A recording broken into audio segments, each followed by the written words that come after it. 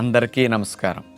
Walking చేసేవారికి వాకింగే the best వ్యాయామం, దేనికి మించింది లేదని వాళ్ళు అంటారు. రోజు యోగాసనాలు ప్రాణాయామం అభ్యాసం చేసే యోగా ప్రియులు యోగాకి మించింది లేదు, మిగతావన్నీ దానికంటే ఇది బెస్ట్ అని వీళ్ళు అంటుంటారు. ఇట్లా ఏది మంచిది, ఏది తక్కువ, ఏది ఎక్కువ అనే సందేహం చాలామందిలో ఉంటుంది. దేని లాభాలు దానికి ఉంటాయి, కానీ వాకింగ్ కంటే ఆసనాల్లో ఇంకా ఫలితాలు ఎక్కువ ఉంటాయి. అయితే వాకింగ్ చేసినంత సులభం కాదు ఆసనాలు చేయటం, కాబట్టి వాకింగ్కి ఎక్కువ మందికి వెళ్తారు, ఆసనాలు చేయటానికి తక్కువ మంది వస్తారు. అలా అని ఎక్కువ మంది చేస్తున్నారు కాబట్టి అదే నెంబర్ 1, తక్కువ మంది యోగా చేస్తున్నారు కాబట్టి దానికంటే ఇది పనికిరాంది తక్కువదని అనుకోవాల్సిన పని లేదు. వాకింగ్ కంటే యోగా ది బెస్ట్ అంటానికి సైంటిఫిక్ ఆధారాలు చాలా ఉన్నాయి.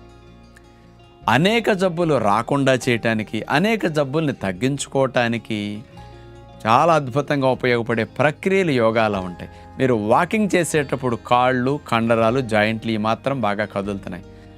వెన్ను అక్కడ పూర్తిగా రాదు, శ్వాస వేగం ఒక మాదిరిగానే ఉంటుంది మీకు ఇక్కడ.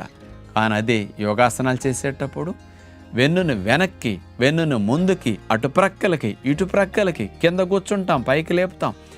అనేక ప్రక్రియల్లో శరీరాన్ని స్వాధీనం చేయటం వల్ల మెడ నుంచి ముడ్డిపోసల వరకు అన్ని ఇలా ఇలా ఇలా ఇలా ముందుకి వెనక్కి, వాటి మధ్యలో డిస్కులు కూడా సరైన షేపులో ఆ కదిపే కొద్దీ జిగురు ఉత్పత్తి అవుతుంది. వాటిలో కూడా ఆ ఫ్లూయిడ్ బాగా వస్తుంది, కుషనింగ్ బాగా డెవలప్ అవుతుంది.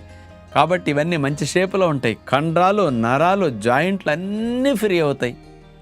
శరీరంలో కింద నుంచి పై వరకు అన్నిట్లో ఉత్తేజింపజేయడానికి, అన్నిట్లో మార్పులు తీసుకురావడానికి యోగా ఉపయోగపడుతుంది.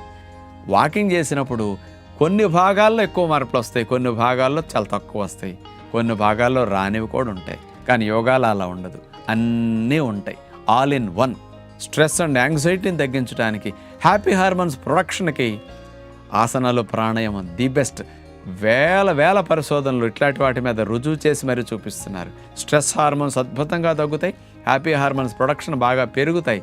కాబట్టి యోగాసనాలు, ప్రాణాయామం మధ్యన ఉదయం అభ్యాసం చేయండి, సాయంకాలం పూట మీరు డిన్నర్ తిన్నాక 1 గంట వాకింగ్ చేస్తే ఇంకా మంచిదని 2 రకాల ఫలితాలు మీరు పొందుతారని విజ్ఞప్తి చేస్తూ నమస్కారం.